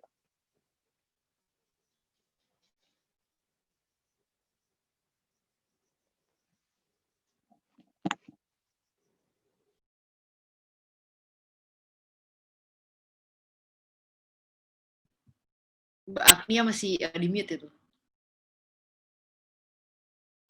Oh iya, mohon maaf. Terima kasih Sis Samara. Saya ingin bergeser ke Pak Viva Yoga Mauladi. Kira-kira bagaimana respon Partai PAN hari ini melihat kinerja pemerintahan dan juga merespon bagaimana kebijakan-kebijakan pemerintah hari ini dan ke depannya. Apakah itu hari ini juga akan menguntungkan bagi Partai PAN sendiri atau justru melemahkan Partai PAN? PAN itu meskipun tidak ada yang di kabinet, tapi PAN adalah merupakan partai pendukung pemerintah. Ya, pertama. Yang kedua, konsep oposisi letterless formal itu tidak ada. Karena apa? Kalau menurut kami, DPR menjalankan 3 fungsi, yaitu fungsi legislasi, fungsi budgeting, dan fungsi controlling. Fungsi controlling itu adalah merupakan hak konstitusional yang wajib dilakukan oleh seluruh anggota parlemen, apakah partainya berada di dalam pemerintahan atau partainya berada di luar pemerintahan. Fungsi-fungsi kontrol, fungsi pengawasan, itu sampai hari ini kita saksikan di DPR RI, di parlemen, itu menjadi kualitatif dan konstruktif. Jadi jangan heran kalau kemudian partai pendukung pemerintah, partai pemerintah, mengkritik pemerintah sendiri. Kadang kan kita terlalu dikaburkan dengan konsep ini partai pemerintah, face of face dengan partai oposisi. Tetapi kalau untuk konteks Indonesia, empirisnya tidak seperti itu. Karena apa? Lembaga legislasi salah satunya adalah melakukan fungsi kontrol. Dan fungsi kontrol itu dilakukan oleh seluruh anggota DPR yang partai politiknya ada di luar atau di dalam pemerintah. Jadi sebenarnya kalau kita pakai konsep oposisi dalam quote and quote dalam tanda petik, sebenarnya fungsi DPR, fungsi pengawasan, fungsi kontrol juga bisa menjadi fungsi oposisi bagi pemerintah, siapapun pemerintah. Nah, mekanisme seperti ini kalau menurut saya adalah merupakan jalan demokrasi ya, yang harus ditingkatkan kualitasnya. Dalam pengertian, upaya untuk melakukan fungsi kontrol, pengawasan, kendali dari perencanaan anggaran, realisasi anggaran, serta pengawasan kinerja pemerintah harus dilakukan dalam rangka apa? Untuk meningkatkan kinerja pemerintah, bukan dalam rangka untuk merongrong pemerintah, apalagi ingin menjatuhkan kekuasaan. Nah, konsep berpikir seperti ini saya rasa akan mengarahkan proses pelembagaan demokrasi yang terjadi di Indonesia akan semakin baik, semakin konstruktif, semakin sehat, dan semakin kuat. Kira-kira begitu, Mbak. Baik, terima kasih Pak Viva Yoga. Bapak Ibu narasumber, pada malam hari ini luar biasa sekali pertanyaan-pertanyaan yang diberikan kepada narasumber pada malam hari ini, tapi saya hanya akan membacakan beberapa saja yang bisa kita perbincangkan pada malam hari ini. Saya ingin membacakan satu lagi pertanyaan. Saya ambil dua pertanyaan yang mungkin bisa sekaligus nanti dijawab oleh narasumber pada malam hari ini. Ada dari Fajar. Izin bertanya bagaimana pandangan partai politik terhadap presidensial dan parlemen threshold karena ketentuan tersebut sangat mempengaruhi terhadap langkah partai politik ke depannya. Dan juga saya gabungkan dengan pertanyaan dari Afif, pada pemilu 2024 dilakukan serentak, saat ini sedang dibahas oleh DPR RI, bagaimana kira-kira parpol mampu meminimalkan angka golput dan juga meniadakan politik identitas. Saya ingin Pak Yanuar Prihatin terlebih dahulu untuk menjawab pertanyaan tersebut. Silakan Pak Yanuar. Halo, selamat malam Pak Yanuar. Masih bergabung bersama kami? Halo? Halo? Iya. Oke, bisa didengar, Mbak? Iya, bisa terdengar Pak Yanuar. Baik, terima kasih. Ini kalau di RUU Pemilu, isu soal parliamentary threshold atau presiden threshold ini penting karena ini menjadi bagian yang seringkali didiskusikan sangat mendalam. Kenapa? Karena ini menyangkut misalnya presiden threshold ya. Yang terjadi di parlemen ini kan ada 3 opsi. Opsi yang pertama adalah yang masih call tinggi, artinya presidential threshold-nya cukup tinggi seperti sekarang 20% misalnya, itu yang telah membuat misalnya calon yang mungkin muncul dalam pertarungan pilpres tidak terlalu banyak, bahkan kemarin cuma 2 pasang. Kita tahu efek magnitudenya luar biasa di masyarakat. Opsi yang berkembang adalah yang zero, artinya tanpa ukuran parliamentary threshold, jadi 0%. Jadi ini calon bahkan jauh lebih banyak, jauh lebih besar. Opsi yang ketiga ini yang sifatnya moderat, artinya di tengah-tengah, di antara 2 kutub ekstrim ini. 2 kutub ekstrim artinya tengah-tengah ini untuk menjembatani bahwa tidak mungkin juga 0%, tapi tidak mungkin juga terlalu tinggi, sehingga dicari jalan yang lebih moderat. Begitu juga soal parliamentary threshold. Ini kan ranknya juga sama. Bagaimana kita, sebetulnya problem utamanya adalah bagaimana PT di parlemen itu pertama mampu mengakomodir suara-suara yang hilang. Semakin besar parliamentary threshold-nya, tentu semakin besar peluang suara yang tidak terhitung. Artinya kalau ada partai yang tidak masuk kategori itu, maka itu suaranya banyak dan tidak dihitung.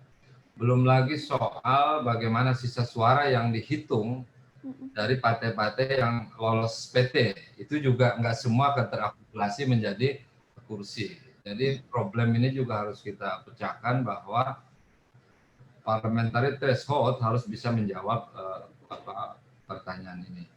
Karena kita multi partai, tapi juga harus ada ukuran bagaimana multi partainya bisa tumbuh, tapi stabilitas juga tetap terjaga. Kuncinya satu, sistem presidensial yang kita anut tetap efektif ya dalam menjalankan pemerintahan, meskipun kita menganut multi partai. Saya kira itu, Mbak. Bagaimana terkait dengan langkah yang kemudian diambil oleh PKB dalam meminimalkan angka golput dan kemudian meniadakan politik identitas pada tahun 2024 nanti, Pak Yanuar? Golput ini kan banyak faktor ya penyebabnya ya. Semakin publik distrust terhadap partai politik atau terhadap figur tertentu yang muncul di panggung kontestasi politik, maka tingkat golput biasanya akan lebih tinggi. Jadi semakin tinggi tingkat kepercayaan publik kepada partai, maka semakin berkurang juga golputnya.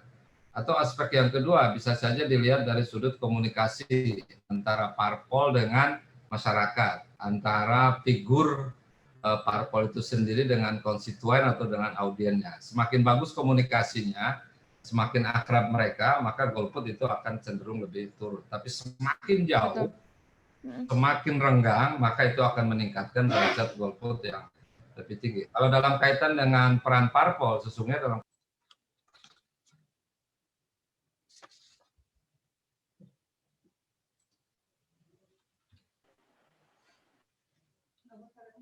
Halo Pak Yanuar.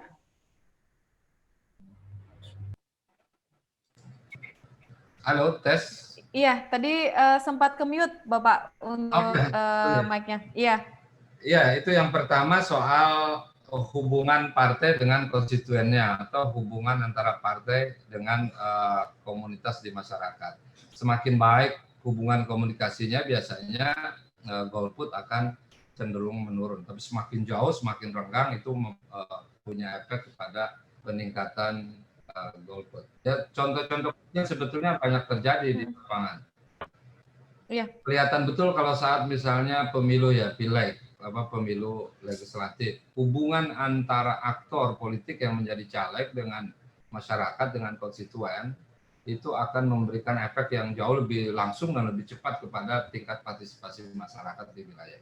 Jadi saya kira faktornya banyak, bagaimana menaikkan tingkat partisipasi atau bahkan partisipasi itu turun bagi faktor yang menyebabkan. Oke, baik, terima kasih Pak Yanuar. Saya ingin geser ke Pak Aziz Samsudin. Pak Aziz, bagaimana pandangan Bapak selaku Ketua Umum DPP Partai Golkar melihat terhadap presidensial dan parlemen threshold, dan juga apakah sudah ada strategi-strategi yang kemudian dilakukan oleh Partai Golkar kali ini dalam meminimalisir angka golput dan juga menyediakan politik identitas? Karena tadi kalau disampaikan oleh Pak Yanuar, kita bisa menarik bahwa semakin tinggi kepercayaan masyarakat terhadap partai politik, maka angka golput itu bisa kita tekan. Nah, hari ini realita berbicara yang berbeda, bahwa hari ini kepercayaan masyarakat terhadap partai politik justru cenderung lebih rendah. Nah, kira-kira apakah sudah ada strategi-strategi yang dilakukan oleh Partai Golkar? Pak Aziz.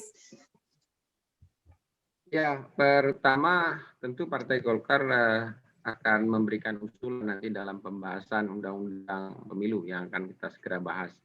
Tapi usulan yang dari DPP Golkar ini bisa saya sampaikan. Saya menyampaikan beberapa usulan. Yang pertama, memang yang disampaikan oleh Pak Yanuar itu saya sependapat untuk bisa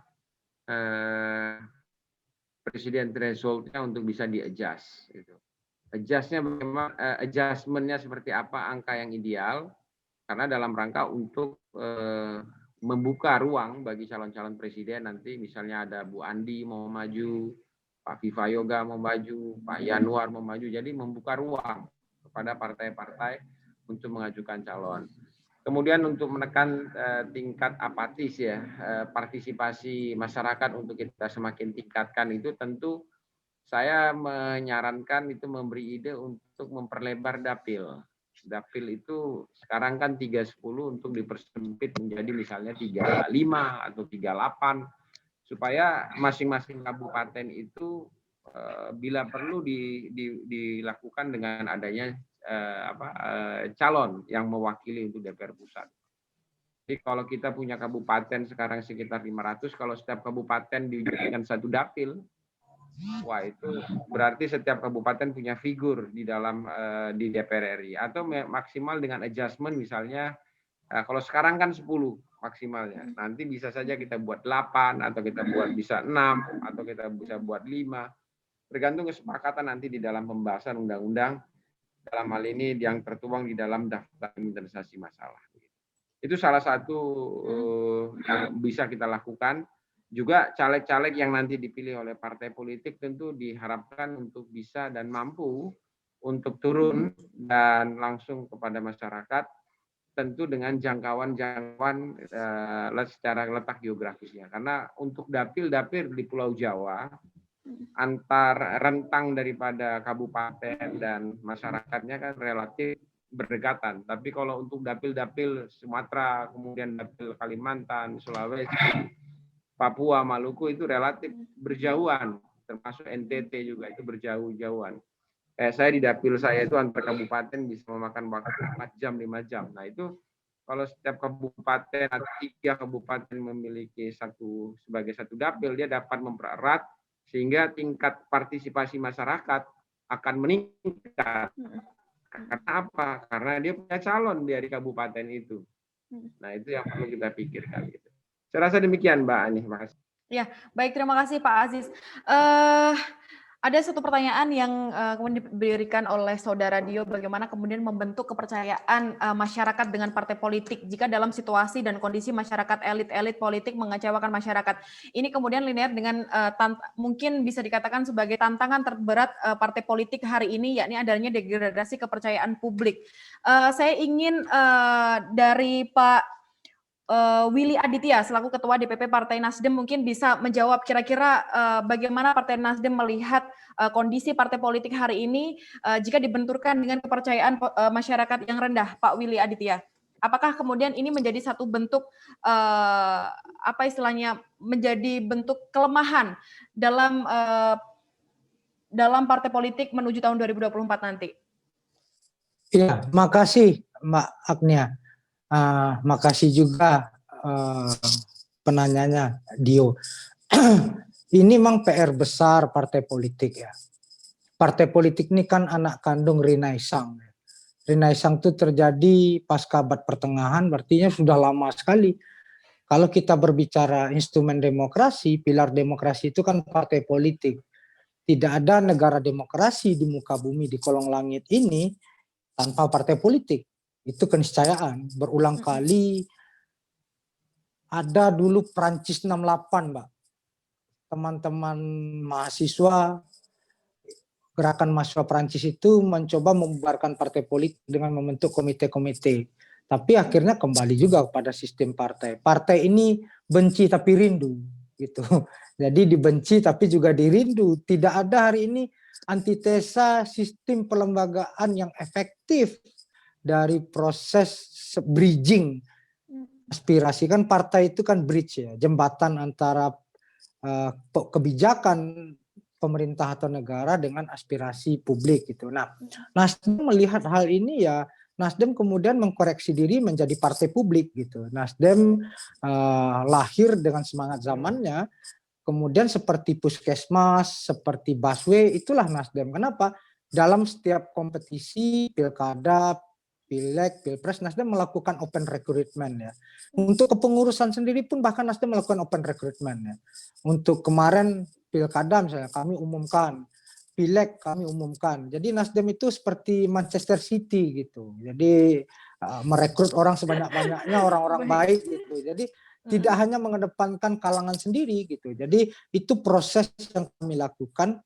Tentu belajar dari hal yang sudah-sudah adalah partai tentu ini gini, secara sosiologis terjadi pergeseran paling fundamental pasca jatuhnya Soviet Union atau runtuhnya tembok Berlin. Pergeserannya itu tidak lagi ditandai oleh politik yang terlembaga antara rakyat dengan partai yang melakukan simbol-simbol ideologi, tapi kemudian relasinya lebih man to man ya, antara figur. Saya kenal Pak Aziz yang kemudian tadi bilang Pak Fayoga, Bu Andi mau jadi capres, saya dukung Pak Aziz jadi capres. Pak Aziz.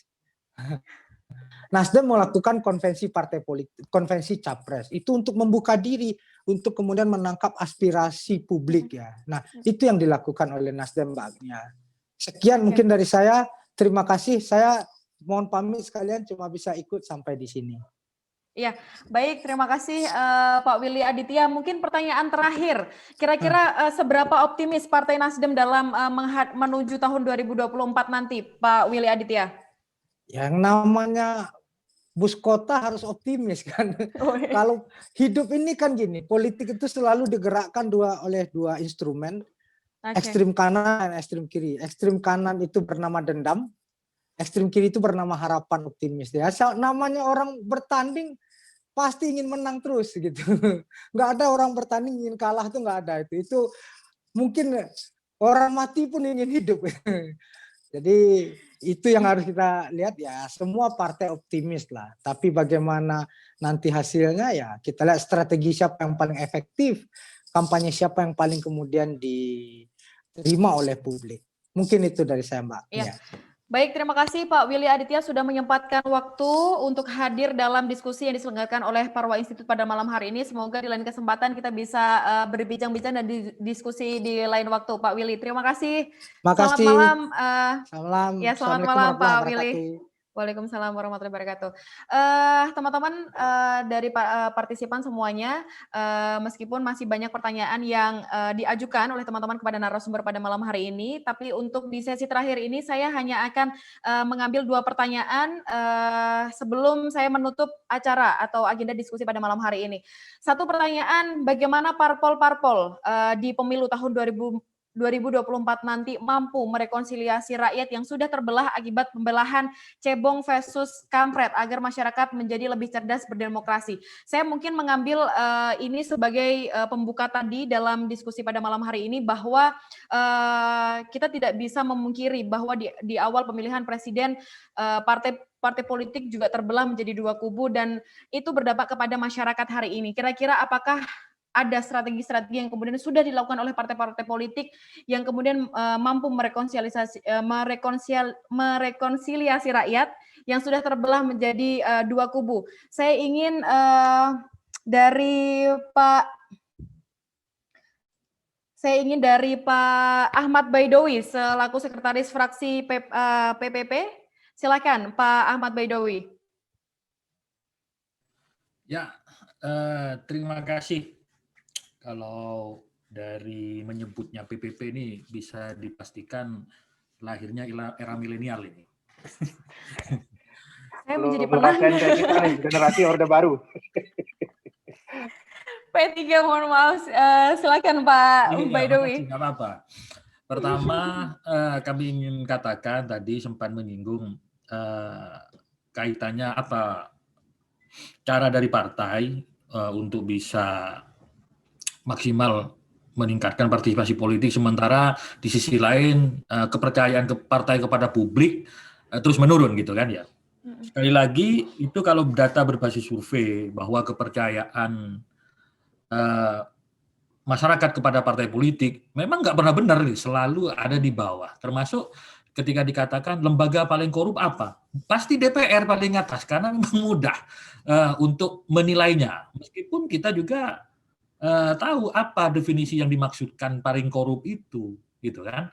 Sementara kita nggak mengelola anggaran yang cukup banyak, yang ada itu di pemerintah kan kebalik. Tetapi anehnya dalam setiap pemilu banyak yang mau mendaftar jadi DPR dan juga banyak yang milih partai politik, memilih caleg gitu. Benar kata Pak Willy, benci tapi dirindu gitu. Tapi oke lah, itu bagian dari perjalanan ya. Yang berikutnya, bagaimana untuk menghilangkan dikotomi itu? Maka memang nggak mudah diucapkan, tetapi realitasnya di lapangan agak sulit. Rekonsiliasi, berkali-kali kita katakan rekonsiliasi. Contoh hari ini, ketika bicara Pilpres, sebenarnya kan sudah selesai. Pilpres 2019 dengan terakhir masuknya Pak Sandiaga Uno ke kabinet, itu kan benar-benar mengubur perseteruan di tingkat elit. Tetapi di grassroots kan tidak. Masih ada belum selesai. Memelihara bara-bara konflik itu.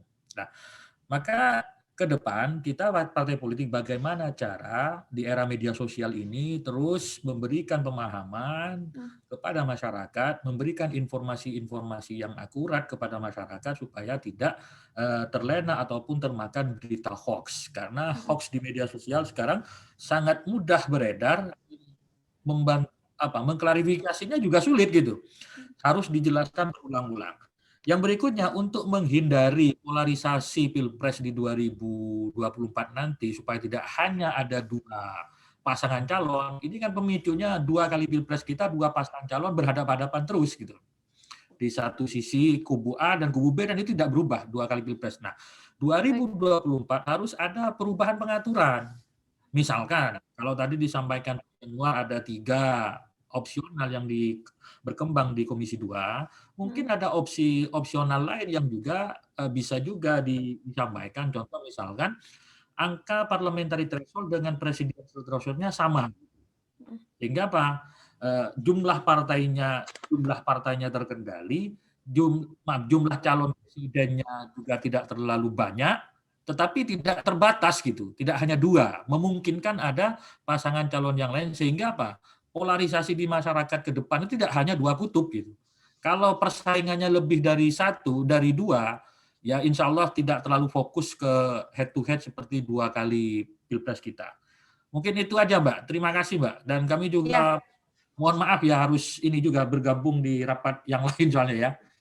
Ya, baik, terima kasih dari Pak Ahmad Baidowi. Terakhir pertanyaan yang ingin saya berikan kepada seluruh narasumber pada malam hari ini sebelum kita menutup acara atau agenda diskusi yang diselenggarakan oleh Parwa Institute pada malam hari ini.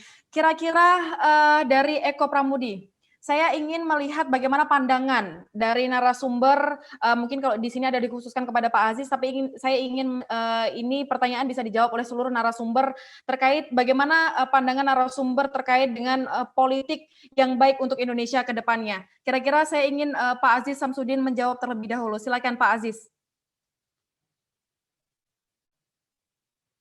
Baik, Bisa disampaikan kira-kira sekaligus untuk menutup agenda diskusi pada malam hari ini, kira-kira harapan Pak Aziz dari Partai Golkar sebagai parpol dalam menuju tahun 2024, Pak Aziz. Satu yang pertama, terima kasih nih, saya lihat dari chatnya ini dari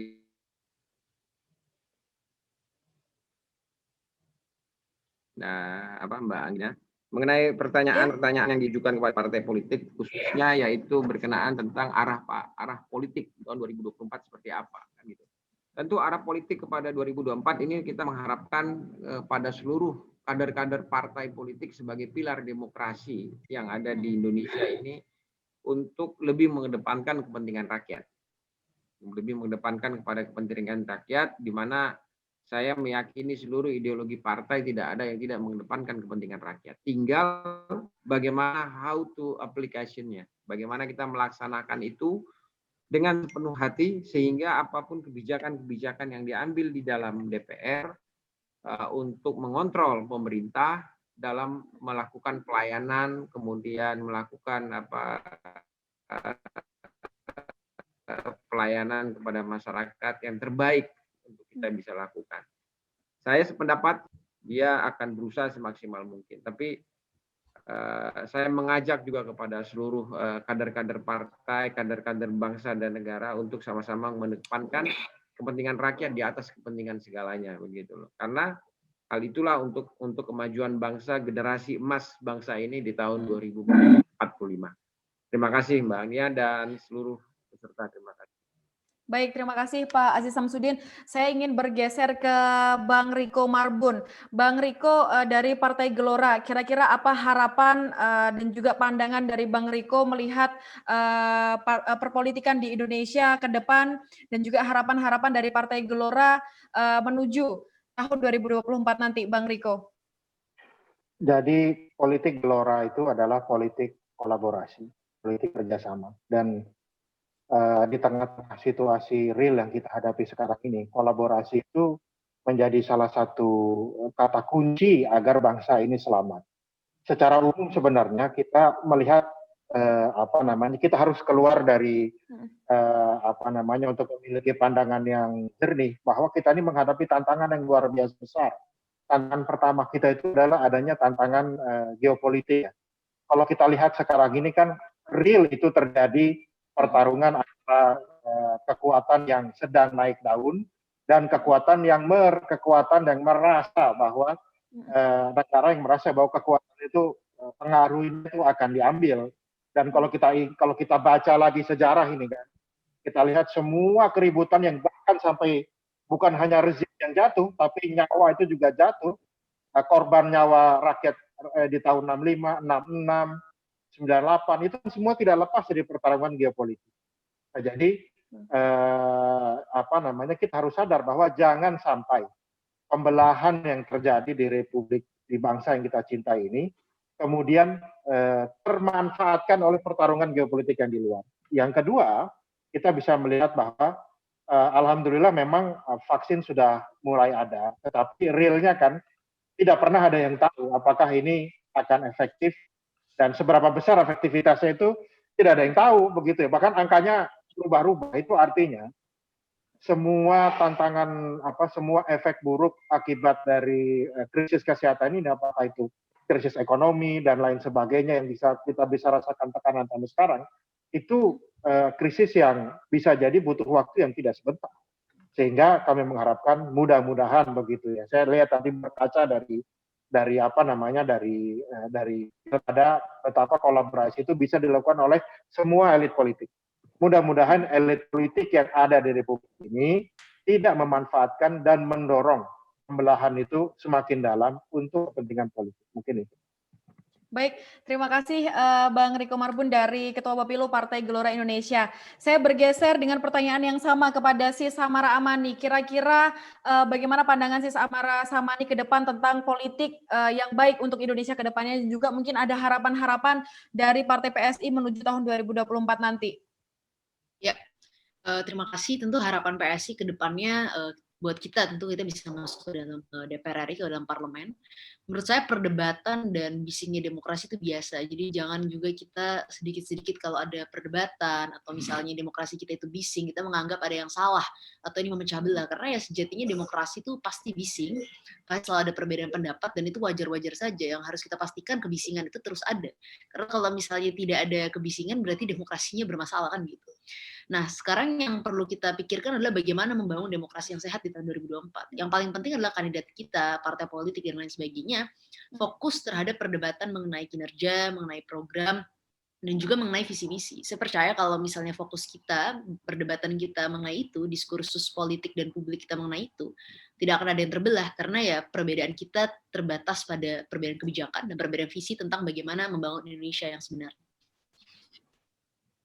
Iya, baik, terima kasih Sis Samara Amani dari Ketua DPP PSI. Saya bergeser ke Ibu Andi Nurpati selaku Deputi Bapilu DPP Demokrat. Ibu, apa harapan-harapan dan juga pandangan Ibu dari Partai Demokrat sendiri terkait dengan arah politik Indonesia ke depannya menuju tahun 2024? Ya, tentunya kalau Partai Demokrat berharap bahwa Indonesia makin maju, rakyatnya makin sejahtera, sehat, ya tidak gontok-gontokan atau bisa hidup secara aman, damai, ya kan? Nah, itu harapan kita. Tentu peran partai politik dalam konteks ini tentunya punya peran yang sangat-sangat menentukan. Tadi kita sudah diskusi panjang mengenai bagaimana presidential threshold dan juga parliamentary threshold itu juga menentukan apakah ke depan Indonesia ini akan ke arah yang tadi kita bilang Indonesia akan lebih baik, lebih sejahtera, tidak terbelah. Nah, itu kan kalau memang presidensial threshold-nya masih seperti kemarin ya bisa terjadi pembelahan seperti kemarin. Maka saya kira Pak Ajis dan Pak yang lain juga yang di DPR tentu dalam revisi Undang-Undang Pilpres ini peran partai politik sangat-sangat menentukan arah ke depan Indonesia. Demikian juga dengan misalnya tadi parliamentary threshold ya. Kalau tidak salah dari draftnya pemerintah yang sudah disampaikan ke DPR yang sedang dibahas ini misalnya untuk RUU Pemilu itu PT-nya 7%. Nah, tentu kalau PT 7%, apa yang diharapkan tadi pasti akan banyak suara-suara yang tidak dihargai karena tidak mencapai PT, maka ada parpol yang tidak masuk. Walaupun satu sisi bahwa tadi juga kalau terlalu banyak partai politik juga menjadi pertimbangan juga gitu ya. Jadi ide-ide tadi dari diskusi malam ini tentunya bisa diaplikasikan oleh Komisi 2, tentunya memang juga biasanya ada perintah partai politik, pimpinan partai politiknya. Maka untuk presiden threshold, karena juga ada bertanya tentang itu, kita berharap ini akan memberikan ruang kepada beberapa calon, bukan hanya 2 saja. Itu tergantung juga partai politik. Kalau partai politiknya, saya mau gabung sana semua, gitu kan. Tersisa lah di sini, jadi 2 juga, ya kan. Tapi paling tidak prosentasenya turun dulu, sehingga ini kita berharap tidak terjadi pembelahan seperti kemarin. Baik. Nah juga Pak Ajis itu kan yang berat nantinya, kalau pileg dengan pilpresnya bersamaan seperti kemarin, kita sudah merasakan semua dampaknya. Memang ada positifnya, pasti ada negatifnya juga. Salah satu negatifnya adalah terbelahnya masyarakat karena capresnya juga cuma 2. Pak Ajis pasti merasakan bagaimana sulitnya juga meyakinkan masyarakat karena dia melihat caleg ini partainya capresnya siapa ya, ya kan? Dia kan begitu mereka kalau saya mendukungnya capres ini saya nggak mau memilih Anda karena Anda di kubu sebelah. Nah itu berpengaruh sangat ya dan membuat juga para caleg kebingungan itu bagaimana keterbelahan capres itu mempengaruhi kepada caleg itu sendiri. Nah karena itu saya kira salah satu untuk mengurangi golput tadi ya partisipasi publik ini memang karena tadi bagaimana partai politik dan caleg atau anggota DPR pemerintah tentunya itu dinilai oleh publik. Maka kalau mereka ingin berpartisipasi lebih baik lagi, ya bagaimana tadi semua komponen memberikan kepercayaan kepada publik itu. Kita tidak mau lagi misalnya ada politik identitas masih berjalan lagi nanti di Pilpres yang akan datang. Ini harus kebijakan dari RUU itu sendiri yang kemudian menerjemahkan kepada bagaimana Indonesia ke depan. Nah, karena itu saya kira bahwa hal ini sangat penting untuk direvisi Undang-Undang Pemilu, revisi Undang-Undang Pilpres, ya itu juga sangat menentukan. Kalau Pak Ajis tadi mengatakan misalnya daftar caleg akan dikurangi, nah itu plus minus akan jadi diskusi panjang gitu ya. Baik. Karena itu pasti akan menguntungkan partai-partai yang tinggi lah sebut ya, yang pemenang pemilu, yang kursinya banyak, suaranya banyak itu pasti akan diuntungkan. Sebaliknya partai-partai yang di bawah itu pasti akan ada banyak dirugikan lah di situ. Jadi konsep mengenai bagaimana sistem pemilu ini ya pasti juga akan rame lah diskusinya. Tetapi karena itu kita menganggap, saya setuju kalau misalnya tadi dikurangilah jumlah kabupaten per dapil itu ya, karena memang sangat luas ya. Luas sekali satu dapil itu bisa sampai 5 sampai 8 kabupaten kota yang nggak mungkin dijangkau juga oleh semua calon. Jadi banyak hal yang perlu dikritisi dan diperbaiki. Saya kira kita percaya partai politik tentunya semua tujuannya adalah untuk kepentingan bangsa, kepentingan rakyat, tentu yang lebih baik lagi ke depan. Baik, terima kasih Bu Andi Nurpati. Dari Pak Yanwar Prihatin, silakan Bapak untuk harapannya dan juga mungkin closing statement untuk diskusi pada malam hari ini. Dipersilakan. Ya, terima kasih Mbak. Saya kira politik yang baik mungkin cirinya 3 ya. Yang pertama, adanya jaminan bahwa aspek-aspek fundamental dari negara ini tetap kokoh dan kuat. Aspek fundamental itu ya kita tahu Pancasila, NKRI, Konstitusi, dan kebinekaan itu kuat. Artinya semua pihak harus bisa menggaranti terhadap aspek dasar ini. Jangan sampai politik kemudian malah menghancurkan aspek-aspek fundamental ini. Itu yang pertama. Yang kedua, hasil dari politik ini. Hasilnya tentu semua harus berujung pada beberapa indikator yang kita bisa sepakati bersama. Indikator yang paling dekat tentu stabilitas pemerintahan, efektivitas pengambilan keputusan baik di tingkat presiden maupun di tingkat legislasi, atau hubungan di antara keduanya dan hubungan di antara berbagai lembaga negara jauh lebih baik. Itu ujung kedepannya apa? Ujung kedepannya adalah kita semua ingin memastikan bahwa dalam waktu yang jauh lebih cepat Indonesia bisa naik kelas, kira-kira gitulah. Dari sisi ekonomi, perdagangan, industri, pariwisata, kesehatan birokrasi dan seterusnya, ujungnya adalah peningkatan kualitas dan kesejahteraan hidup masyarakat. Jadi hasil ini saya kira harus dijaga. Dan aspek yang ketiga, hasil itu hanya bisa dijamin oleh proses juga yang demokratis. Proses demokratis ini nanti akan dilindungi oleh RUU Pemilu yang juga saya kira harus demokratis. Saya kira itu 3 hal. Pertama, aspek fundamentalnya terjaga, aspek hasilnya juga menjanjikan, dan yang ketiga, prosesnya juga terjamin dengan sangat baik melalui RUU Pemilu yang demokratis. Baik, terima kasih Pak Yanwar. Dari Pak Viva Yoga Mauladi selaku Wakil Ketua Umum DPP Partai PAN. Dipersilakan Pak Viva Yoga. Ya, terima kasih. Yang pertama, yang perlu dilakukan adalah penataan peraturan perundang-undangan. Beberapa minggu, beberapa bulan lagi akan ada revisi Undang-Undang Pemilu, dan ini adalah merupakan hal yang penting karena saya 2 kali menjadi anggota Pansus RUU Pemilu dan pembahasannya juga lebih kurang hampir sama. 1 soal sistem pemilu, 2 soal distrik magnitude, kemudian yang ketiga soal parliamentary threshold, keempat soal presidential threshold, Yang kelima, konversi suara menjadi kursi. Dan rasa-rasanya memang harus ada kesepakatan dari seluruh partai politik, baik partai politik yang memiliki suara kursi besar maupun kursi kecil di DPR. Intinya bahwa dalam rangka membangun demokrasi harus ada kesepakatan, karena parliamentary threshold dan presidential threshold itu tidak ada rumusnya.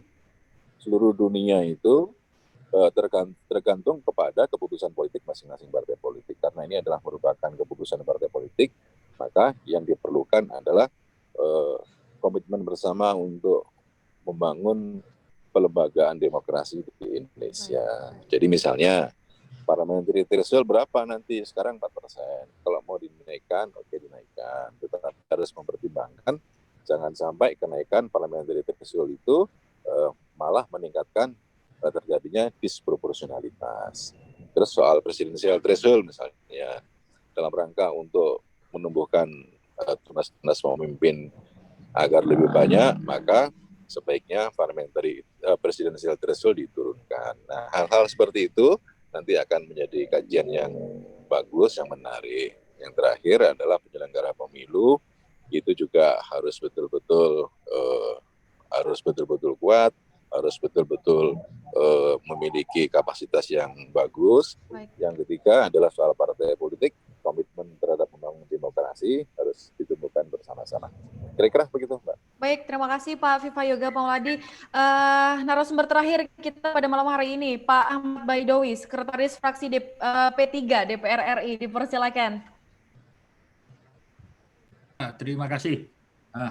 Tidak jauh berbeda dengan yang disampaikan teman-teman terdahulu bahwa kita ingin mengingatkan bahwa partai politik maupun kita ikut kontestasi pemilu itu merupakan proses ya, bukan tujuan. Kita berdemokrasi itu prosesnya, tujuannya adalah untuk kesejahteraan rakyat Indonesia. Maka dari itu tujuan itu harus diingat-ingat betul. Jangan sampai kita terlalu sibuk, terus terlena kontestasi politik yang berkepanjangan, menyebabkan kita seolah-olah tidak bisa bersama-sama memikirkan bangsa ini. Padahal kita kalau di DPR ini dengan teman-teman yang lain, meskipun di pemilunya kita kontestasinya berbeda-beda, tetapi ketika DPR sama-sama memikirkan bangsa. Atas dasar itu, dalam kaitannya dengan tahun 2024, seperti kami saya katakan tadi, hari ini pengesahan prolegnas prioritas 2021 yang di dalamnya juga mengatur mengenai daftar diantaranya RUU Pemilu. Ini yang paling penting, yang selalu kami ingatkan bahwa kita sudah memilih bahwa sistem pemilu kita adalah sistem proporsional. Dan anggota DPR itu adalah mewakili masyarakat, bukan mewakili daerah. Kalau mewakili daerah itu sudah ada DPD. Kalau mewakili masyarakat itu di DPR RI, Dewan Perwakilan Rakyat. Maka kemudian memang pola pengaturan pendapilannya berbeda dengan yang di DPD. Itu kaitannya dengan proporsionalitas pemilu kita. Yang berikutnya kami juga mengingatkan terkait juga integritas penyelenggara pemilunya. Karena kita sudah capek-capek mendesain ketentuan undang-undang pemilu kita, tetapi pelaksanaan di lapangan misalkan amburadul. Banyak celah yang memang harus ditutup supaya tidak selalu menimbulkan persoalan. Baru-baru ini misalkan kita dikejutkan, kemarin ada putusan DKPP yang memberhentikan Saudara Arief Budiman dari Ketua KPU gitu. Kalau kita melihat itu kan sebenarnya putusan yang persoalan yang remeh-temeh gitu loh. Apakah banyak yang menjelaskan ini jangan-jangan ada dendam politik dan semacamnya. Nah itu seharusnya tidak terjadi apabila semua integritas kita terjaga dan apa yang dilakukan ataupun hukuman yang dilakukan itu berdasarkan kesalahan-kesalahan yang ada gitu.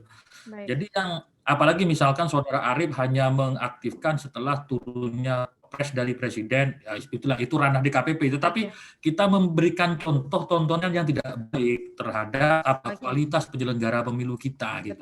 Belum lagi di provinsi dan daerah dan sebetulnya. Yang berikutnya partai politik, seperti kami katakan tadi, partai politik ini hanya alat untuk perjuangan. Jadi meskipun kita berbeda dalam menjalankan visi politiknya masing-masing, tetapi semuanya memiliki hasrat yang sama untuk menjaga NKRI kita. Gitu. Terima kasih Mbak Agnia. Terima kasih Pak Ahmad Baidowi. Terakhir menutup diskusi kita pada malam hari ini, closing statement dari Direktur Eksekutif Parwa Institute kepada Bang Jusrianto, dipersilahkan. Ya, terima kasih kepada host Agnia ini. Terkait dengan diskusi dari awal sampai tadi, saya kira sangat menarik terkait dengan bagaimana peran dan fungsi partai politik dalam membangun Indonesia yang lebih baik. Ya, walaupun sebelumnya ada kontestasi yang kemudian diasumsikan adanya pembelahan di antara masyarakat dari atas sampai bawah, tetapi pada prinsipnya adalah untuk ke depan dari beberapa penyampaian dari semua pemateri bahwa ada semangat untuk menyatukan masyarakat khususnya yang ada di bawah, bahwa hal yang paling penting adalah persatuan. Nah, itu yang kemudian menjadi harapan kami sendiri sebagai generasi milenial. Peran partai politik itu sangat penting sekali. Selain bicara soal perebutan dan mempertahankan kekuasaan, juga bicara soal bagaimana menjaga kedamaian di tengah-tengah masyarakat. Nah, untuk kontestasi yang sudah selesai, Pilpres 2019, kemudian Pilkada serentak 2020 yang kemudian ternyata hanya sedikit pengaruhnya terhadap kesiapan partai politik menuju 2024, tetapi itu menjadi salah satu catatan atau bangunan atau konstruksi dari partai politik untuk membangun basis di daerah-daerah, dan kemudian bagaimana relasi antara partai politik dengan pemerintah. Ada partai politik yang memiliki representasi di Kabinet Indonesia Maju yang kemudian bisa jadi 2024 nantinya mereka akan berbeda kandidat, ataupun misalnya partai di luar Kabinet Indonesia Maju nantinya berada pada ini kerjasama dengan partai yang ada di dalam kabinet. Ya, kita nggak tahu, karena memang ketika kita bicara soal tradisi perpolitikan di Indonesia itu sangat dinamis. Itu sangat dinamis. Yang banyak pakar ataupun pengamat politik yang memprediksikan tidak bisa menyatu, tetapi pada akhirnya menyatu. Misalnya Gerindra yang kemudian habis-habisan memperjuangkan Prabowo Sandiaga Uno di 2019, tetapi pada akhirnya hari ini masuk ke dalam pemerintahan. Mungkin salah satu semangatnya adalah bagaimana mereka terlibat dalam pembangunan Indonesia selama beberapa tahun ke depan. Harapannya juga ke depannya bahwa partai politik sangat diharapkan perannya dalam menciptakan kondisi yang kondusif di tengah-tengah masyarakat. Kemudian bicara juga soal korupsi, mudah-mudahan partai politik khususnya yang ada pada malam hari ini bisa akan integritas dalam sistem perkaderan partai politik supaya menjadi lebih baik dan jauh dari korupsi. Nah, saya kira itu yang perlu saya sampaikan. Terima kasih banyak kepada Bang Aziz Samsudin, Bang Riko Marbun, Ibu Ainur Pati, Ibu Samara Amani, Pak Yanuar Prihatin, Bang Ahmad Baidowi, Bang Viva Yoga Maulani, Bang Willy Adja. Terima kasih banyak atas kehadirannya. Terima kasih banyak atas sharing pengalaman dan ilmunya. Mudah-mudahan kami generasi milenial dapat belajar banyak dari para politisi atau senior-senior yang hadir pada malam hari ini. Saya kira itu. Billahi taufiq wal hidayah. Wassalamualaikum warahmatullahi wabarakatuh. Baik, terima kasih kepada Bang Jusrianto selaku Direktur Eksekutif Parwa Institute.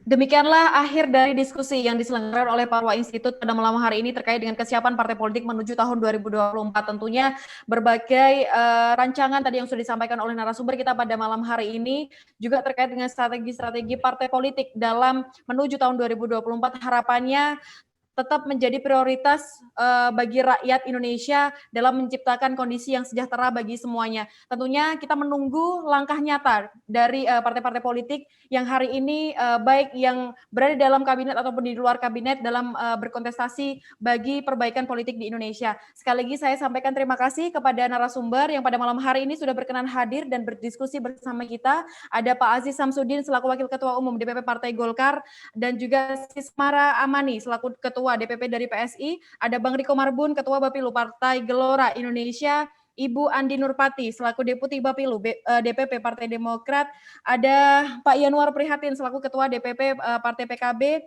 Bang Ahmad Baidowi, Sekretaris Fraksi P3 DPR RI, dan juga ada Pak Viva Yoga Mauladi selaku Wakil Ketua Umum DPP Partai PAN, dan terakhir ada Bang Willy Aditya selaku Ketua DPP Partai Nasdem. Terima kasih atas kehadirannya. Dari Parwa Institut kami mengucapkan mohon maaf apabila terdapat kesalahan selama membawakan acara pada malam hari ini. Semoga hasil dari diskusi hari ini bisa membawa perbaikan bagi Indonesia ke depannya. Saya selaku host pada malam hari ini mohon maaf apabila terdapat kesalahan dalam membawakan acara. Terima kasih. Billahi taufiq wal hidayah. Wassalamualaikum warahmatullahi wabarakatuh. Selamat malam, terima kasih Bapak sudah berkenan hadir pada diskusi pada malam hari ini. Sama-sama Mbak, diskusinya bagus. Sukses selalu. Terima kasih. Kepada semua peserta ya yang setia sampai jam segini. Iya, bagi teman-teman nantinya akan ada sertifikat yang diberikan oleh dari Parwa Institut kepada teman-teman yang mendaftarkan diri dalam diskusi pada malam hari ini. Dan juga kami akan memberikan sertifikat kepada narasumber yang nantinya akan dikirimkan secara pribadi dari Parwa Institut untuk narasumber pada malam hari ini. Terima kasih sekali lagi kepada Bapak Ibu narasumber yang sudah berkenan. Terima kasih Mbak. Terima kasih. Salam semuanya. Terima kasih. Salam sehat selalu. Terima kasih. Sehat selalu. Assalamualaikum. Terima kasih. Waalaikumsalam. Waalaikumsalam warahmatullahi wabarakatuh. Terima kasih Bu Andi Nurpati. Kakak.